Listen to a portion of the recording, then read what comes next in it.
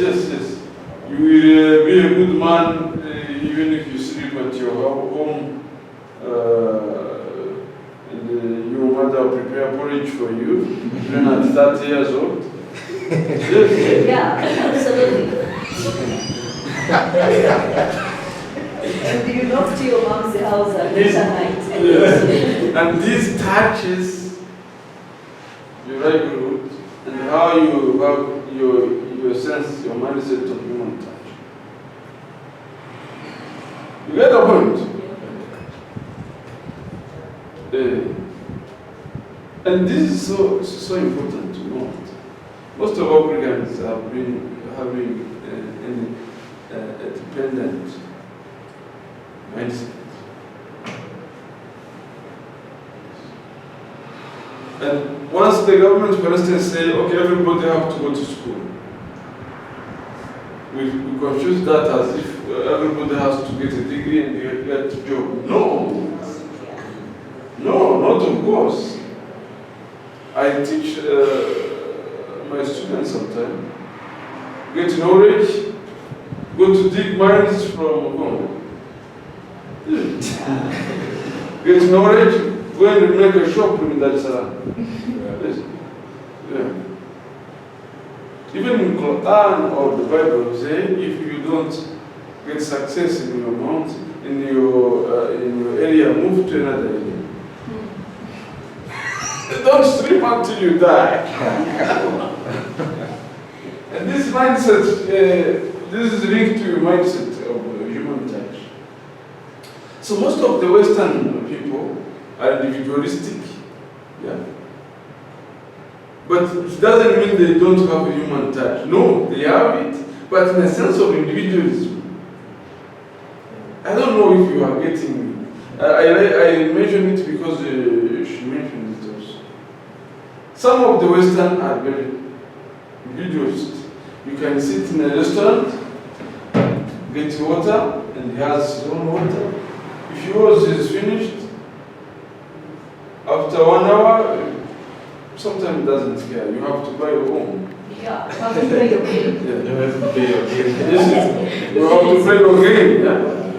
But that is because of cultural influence. But the system will make sure that you are able to buy your own. That's the difference of systems. In America, I've been in America for 1 month. But they have homeless people. Doesn't mean that their society is not having human touch. No. They have homeless people. One day I asked them, why don't you build houses for poor people? In Rwanda, we build houses for very poor people. So in America, you don't have houses for poor people. What is happening to you? But they have their own mindset of human touch. They say, okay, we will create an environment so that he can buy or she can buy his own house. Or, if it is her choice or his choice, let her stay in the forest. In a car. Yeah. Or in a car. Yeah. Or in a car. And as a government, we will protect his security. That's all. But on living condition, it's up to him. That is human touch reflecting cultural. From Arab countries, it's different. Society is different. From China, it's different. From Russia, it's different. From Rwanda, also, it's different. But the problem is that one day I was very astonished. I spoke with a South Sudanese man, and he told me, when you marry a South Sudanese woman, make sure that the whole extended family from the wife will be living with you. And you will have to pay what they ask you to do. If the brothers need school fees, you are obliged to. Yes, he was a very rich man. He has one wife lives in Germany and another wife lives in South Sudan. But he said, I have completed schooling of my brothers in Europe. He was very proud, yeah. Yeah, I paid at least school fees up to university for my 3 brothers, and he was just proud of that. Yes. And a girl told me, when you marry a South Sudanese, for instance, even in some of the Rwandan family, it happens. You have to take care of the home. This is not possible in Germany or in UK. A German man married a Zambian girl, and the Zambian girl obliged him to always transfer money to the extended family in Africa. Until the man gave out, say, okay, I can't handle that. Yeah. But that's the cultural aspect and human. Cultural aspect and human. It is not bad, but it's not cultural. In Rwanda, you can find a 30-year-old man or woman waiting porridge from mother. And if the mother doesn't provide porridge, he said, Mama, why don't you give me porridge? That's a misconception of human. So this is the point we always discuss about. So how do you understand the importance of human touch, and how do you engineer goodness? That is very, very interesting. In short, in addition to what you have defined as human touch, I have chosen to define it shortly. Inbuilt quality of being human. In Africa now we are teaching about Ubuntu, or Ubuntu philosophy.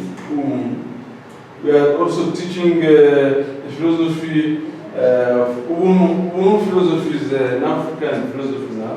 Don't think it is a Rwandan. It has come from South Africa.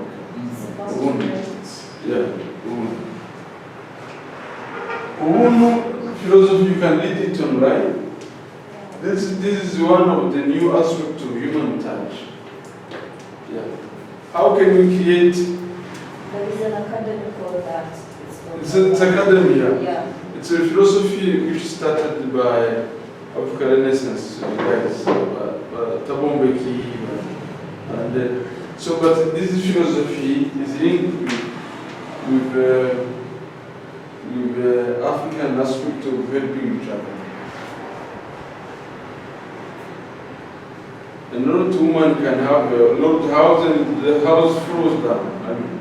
It's destroyed.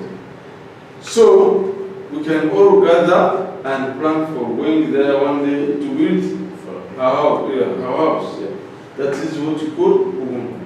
Ubuntu n'abantu n'ibintu. Umuntu n'abantu n'ibintu.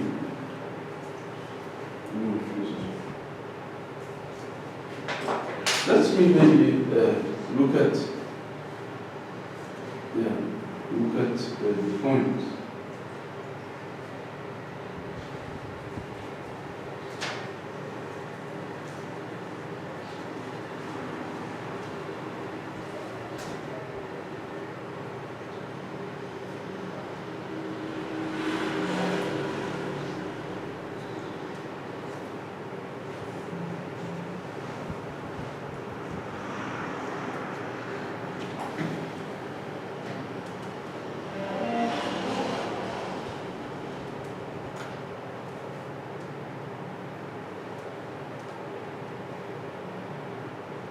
Welcome back to Permanent Today we're continuing with our series on designating distinctions and dialectical doctrines, a series of the jargon of philosophy. In this video, we're going to be continuing our mini-series on analyzing African philosophy, looking at some of the philosophies that have come from sub-Saharan Africa. In this video, we'll look at what is Ubuntu philosophy. Now, a solid example ethno-philosophy is the rise of Ubuntu philosophy. Ubuntu is an Nguni word which may roughly be translated as humanity. The concept is very closely tied to the philosophy of Desmond Tutu and the Truth and Reconciliation Commission in South Africa to cover specifically these. As this is an ethno-philosophy which is still being formed out of existing traditions and practices, there's disagreement as to how it should be codified. One common description of the philosophical position is that it is assent to the proposition a person is a person through other people. Now, while this offers some clarification maybe as to the kinds of things that Ubuntu philosophy might support, it is not specific enough to fully formulate a position around exactly what philosophical arguments one could make from Ubuntu philosophy or in order to support it and what kinds of positions where it fall. So in this video, we're going to try to do some of that work, drawing on works that others have done, claiming that Ubuntu philosophy supports particular philosophical positions. So, throughout this video, I will present 3 specific positions related to personal identity, rational choice theory, and justice, which have been argued are inspired by the central tenets of Ubuntu. The theories of justice are employed.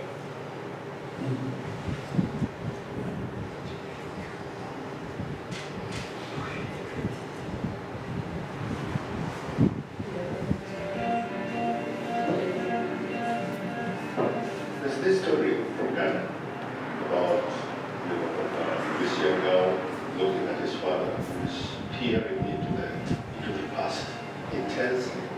And the girl says, Papa, we're always looking into the past. Why?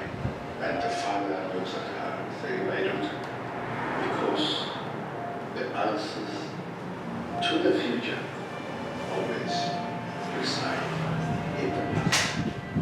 And that's where knowledge is advanced in the past, like Ubuntu become relevant.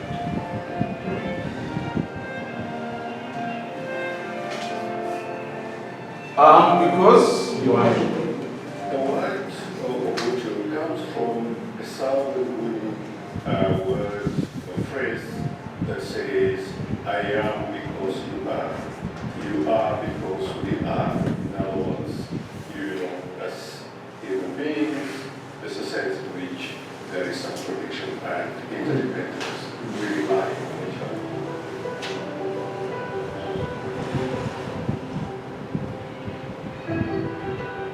Let me start by saying that Ubuntu is not a political program. No. I also want to add that it is not, a religious,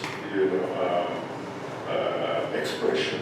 Ubuntu is about our social awareness, a consciousness of justice, a consciousness of the fact that we all have a responsibility to ourselves as human beings, especially in the vulnerable manners.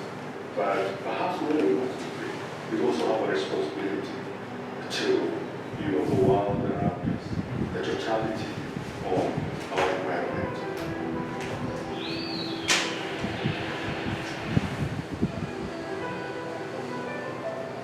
Did you know that 30% of food crops in the world need cross-pollination from bees? It's tiny insects. So if you are going to destroy the bees for the earth, you are ultimately destroying yourself. So the principle of co-agency implies that we are co-creators. It relies on the recognition that we are interdependent in a balanced biodiversity. So it is that principle of co-agency that Ubuntu encourages. The awareness that our interdependence, the person who moves beyond the relationship to humans and humans, but the relationship between humans and non-humans, precisely because we are implicated in them. So when we talk about coherence and ego, what do you understand?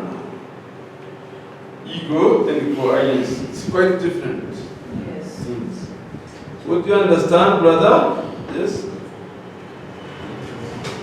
Brother, who can intervene? Coherence and ego. The ready? Is it difficult question? Ooh. Okay, Valentine. Go ahead. Ego is that kind of pride Yes. of a person have like, yo, I'm enough for myself. When it comes to others, it's like, doctor, this is what I can do, Yes. but to my weaknesses, you can supplement. Supplement. Yeah. That is called agency. And when you have ego, to fight ego is very difficult. Don't do so much and you should know it. Ego is the enemy.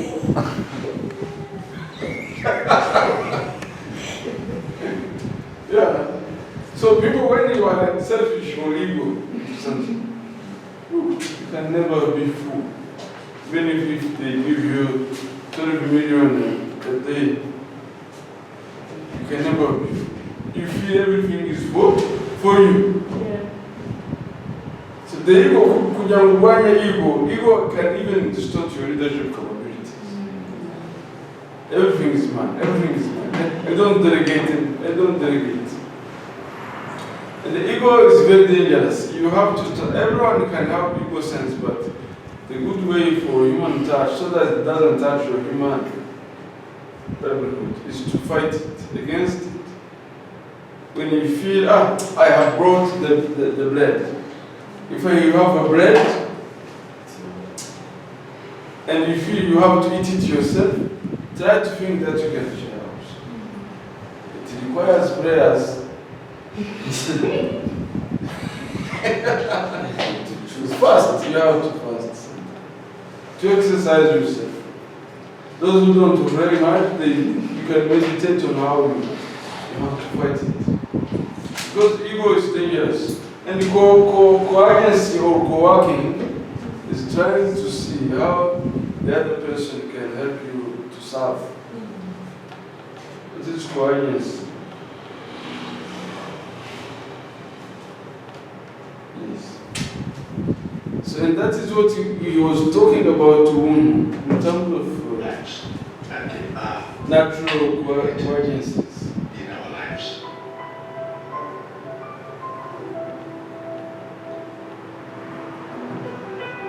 Even in the West, which thrives on the principle of individualism, there's a sense in which they agree to the fundamental, basic human rights that each one of us owes to the community. I always like to make a distinction between individuality and individualism.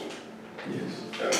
Individuality gives you a sense of independence and freedom, and also the development of your own personal character. Individualism, to the contrary, is self-preferential. It is about you, me, our talent, and the ego always takes over. In all human societies, the way we temper personal ego, communities moderate those by constantly reminding you that you are not living in isolation.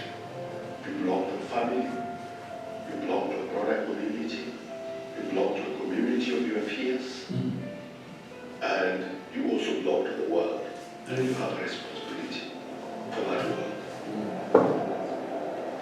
If you get, too implicated in your subject, then you end up sounding like a missionary. I don't want to sound like a missionary.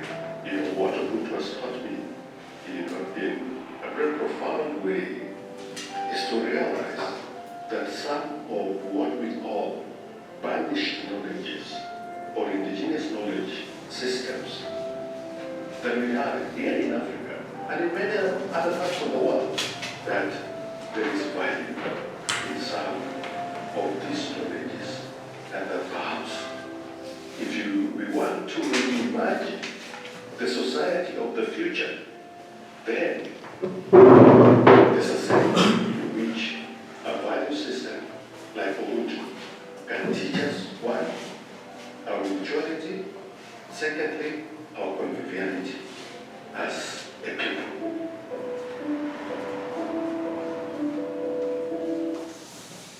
Very good. So I think that was the main points we argued about. So the Ubuntu philosophy. We don't want to go into the other details. I don't want you to. Should I say anything about that? Yes. So there is a training that happened for the I've been taking Online or yes, physical? it's online. Yeah. They do select, I've been taking it in COVID. So you apply and you'll be selected. They select for whole Africa and do have the chapter Rwanda. Mm-hmm.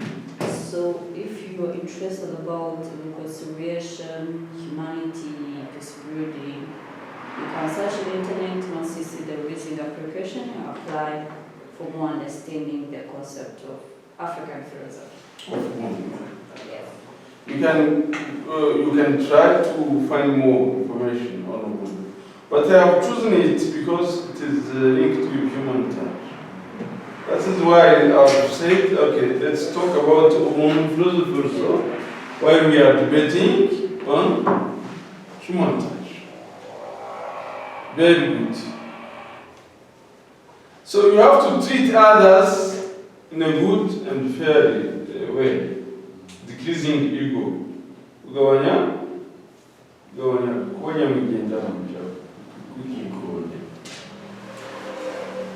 So there is empathy toward others. There is understanding the importance of human touch. Kumva ugize agahinda ku mibereho mibi y'abandi. Kwishyira mu mwanya wa. That is the exact definition. Thank you. The name again is Claude. Yeah. Kwishyira mu mwanya wa.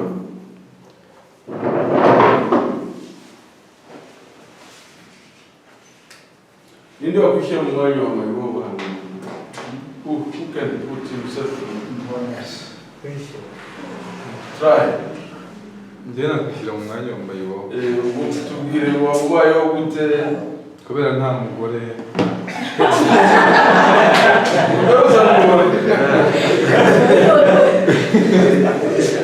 Njyewe nta mugore wawe n'umugore ikeneye umugore.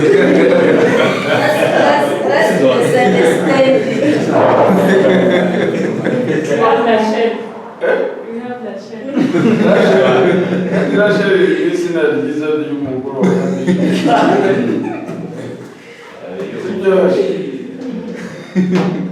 Yeah, ushobora kwishyiraho umuntu umwanya w'umugabo utagira umugore uri ahantu mu cyaro umupfakazi cyangwa se wahisemo kwibera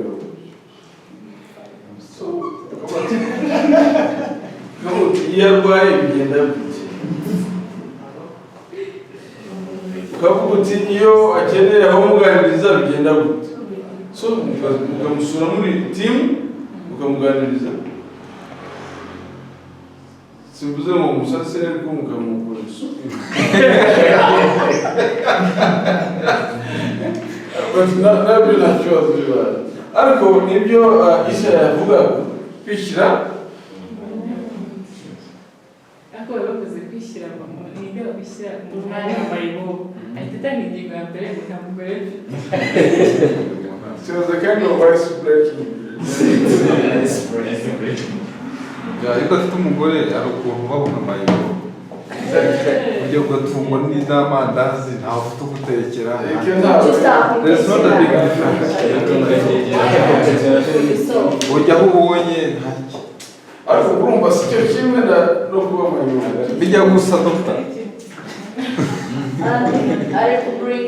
ninde wakwishyira mu mwanya w'amayibobo hano twumve situation abaye. Yes. mushyire mu mwanya wa mayibobo. We don't wish so, but yeah, try. mushyire mu mwanya wa mayibobo. Yeah. mayibobo ni wa muntu udafite abantu ari buze kuza kuganira nabo ngo ababwire ngo ndi kumva nshaka iki ngiki uyu munsi. Ni wa muntu utegereza n'ibintu icyo ndi bubone n'icyo ngicyo. Hari nk'ukuntu muba muri nka famiye mukaba muzi ngo Claude ntabwo akunda amakaroni. Mayibobo ni wa muntu udafite umuntu abwira ngo njye ngo wapima amakaroni nangwa wasendeho. Yes. Mayibobo ni wa muntu Jana yaguye hasi. Yeah. Ntayahitamo. Has no Abantu choice. dusanzwe dukunda ya mvura ya nimugoroba. Kakabura ka nimugoroba. Karasinzira. Mayibonye wa muntu ubu imvura igwa agahita avuga ati "Karibuza nyagira." Ndaryama hehe. Yeah. Mayibonye wa muntu uwo uvuga ati uba ufite gupanga kuko ndangije mu wa kane ndi gushaka professional international ndetse gukorera masters gutyo na gutyo ukaba ufite plan nk'iyo mu myaka nk'itatu nawe nta muntu uvuga aba ufite nka plan ariko ubona nyine iyo minota igiye gukurikiraho mu minota iri imbere ngiye kugera ahangaha ngiye kugera ahangaha ku buryo twavuga ati ejo mu magambo makeya rwose turebye abaho ubuzima bw'umuntu. No. Mu magambo make abaho Ubuzima bw'uwo munsi. Yeah. Umwanya arimo ni wo. And that is why normally God tests all of us. If God wants you to be a good man, you have to be my hope for some time. You cannot. In SIAS here, we have a value that we say we learn from doing. We learn from doing. You cannot be a leader for a big nation if you have never suffered. No, you will never feel empathy. Most of the You said that you can't be a great leader if you have never suffered. no. But look, so like you can see the now Hillary Clinton is former whatever. You see the family look Donald Trump. As for instance, can we say that he have been suffering? I think in their training process, they expose them to the situation that make them. In the training process. We cannot upgrade you if you have never suffered. Even in America, you can never be in a position if you have never suffered. If you have been grown up in a good family, they put you in a situation in their training process, they put them in the process whereby they experience hunger, they experience just trying to find solution for nothing. In their training process, that's part of it. So I think like the case of take the example is he used to be that aggressive kid at school. Then their parents was always invited to school for explanation. Then they said to send him far from home. Yes. Then once he commits chaos at school, he just find a way of finding the way to handle the situation without parents. And if don't think that everybody who has money or well-off family doesn't suffer. No. God gives you another test that We'll seeing suffering like the way street kid, like you may be having that economic suffering, or you may be having your parents having cancer. It's another hassle to suffer for. That is what you call experience. I think Jesus was born in a poor environment. While he has a lot of advantage as a leader of the big community, as you see, the Messiah. Muhammad have suffered a lot. He has been orphan. He was raised up by uncle. Uncle raised him up. His mother died at 6 years. Yes. Raised by the grandfather, and then grandfather died after 3 years, then raised by uncle. Yes. And then, His Excellency for Kagame. He suffered. He was in Uganda. As a refugee. His father, died of poverty. Because of being refugee. He was rich, and when the refugee came, poor, very poor, and he couldn't sustain life. He died because of poverty in the refugee camp. Yeah. So Kagame knows how to be poor means. Yes. How to support all the people means. Means. And that's why maybe he gives money to old people. Right? Yeah. Now in Rwanda they give some money to old people who have been Yeah. maybe 10 or 15,000. It's 11. 11,000 Yes. But per month. Yeah. Per month. Yeah, for It helps. Guys, are you random? It helps.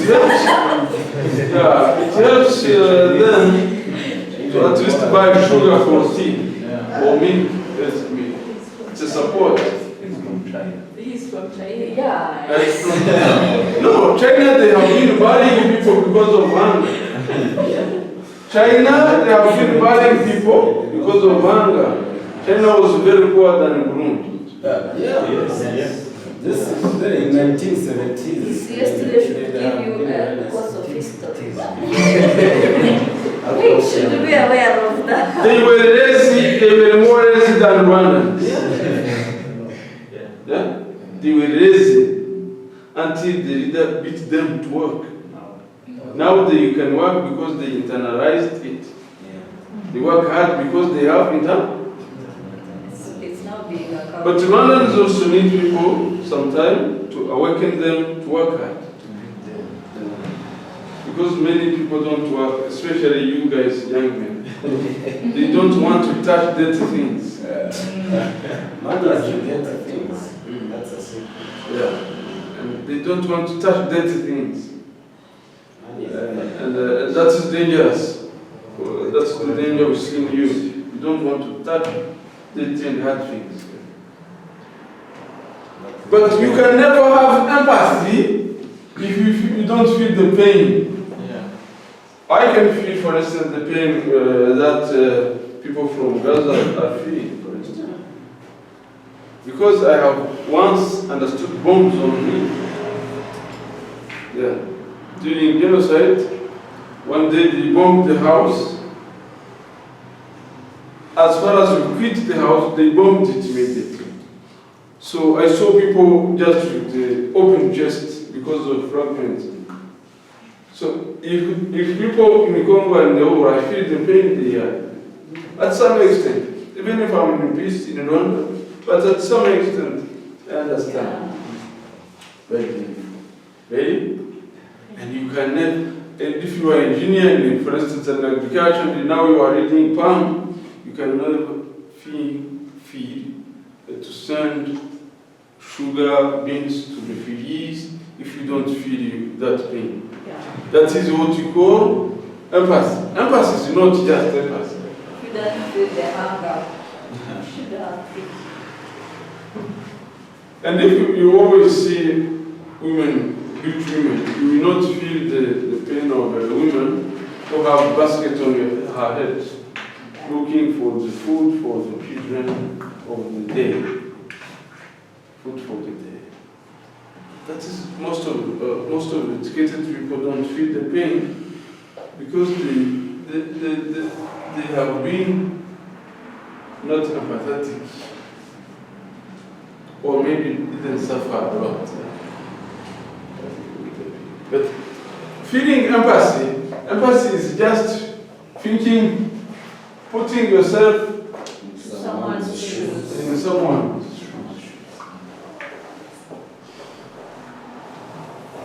That's human touch. Most of the human touch. One of my students, I don't remember, one day he was screaming that the government could not give money to